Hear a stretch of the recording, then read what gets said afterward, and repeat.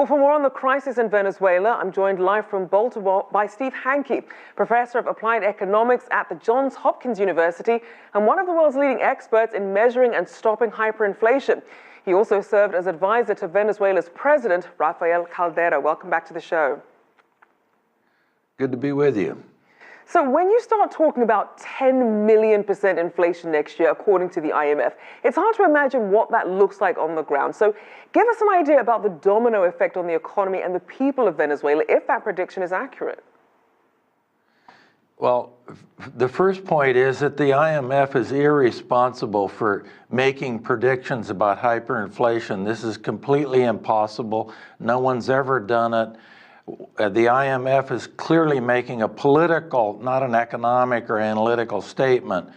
I measure the hyperinflation rate every day. That's all you can do, and you can do it very accurately. It's now running about 50,000% per year, the hyperinflation rate. That's about 88% per month inflation. So it's bad, but it's nothing like the predictions the IMF is making. So how would you say businesses and consumers are dealing with this inflation, especially when the cost of goods essentially varies dramatically from week to week? Well, for one thing, they deal with it very poorly, but they learn how to deal with it. And what you do, if you receive bolivars, you get rid of them as fast as you possibly can. And there are only two ways to do that. You can buy commodities if you can find them. And in the setup piece that you had, it was very accurate. There's shortages all over the place, so it's very difficult to find things to buy. So the second alternative, you go to the black market and exchange your bolivars for dollars. And so when we see this increasing pace, a lot of people are wondering, why is it still continuing to rise at such a fast pace? The government runs a huge deficit. They spend way more money than the revenues that they take in.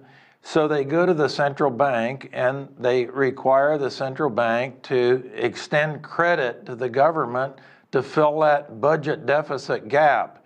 And that extension of credit increases the money supply, and the increased money supply that no one wants creates inflation.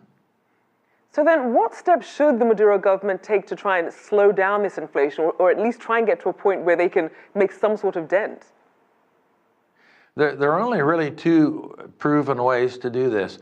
One is to officially dollarize the economy. As your setup piece indicated, the economy is spontaneously dollarizing anyway. The unit of account in Venezuela is the US dollar.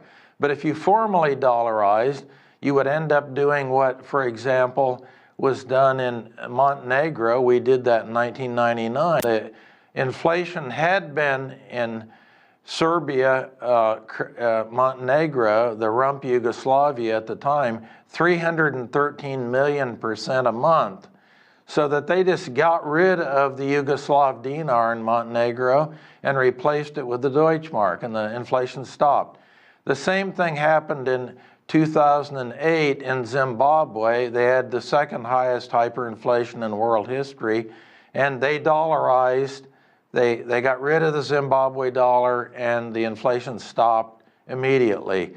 The second way is to make your currency as sound as a foreign anchor currency. Let's say clone the foreign anchor currency. Right. We did that in Bulgaria in 1997. The Bulgarian lev, we tied it with a currency board arrangement to the Deutschmark.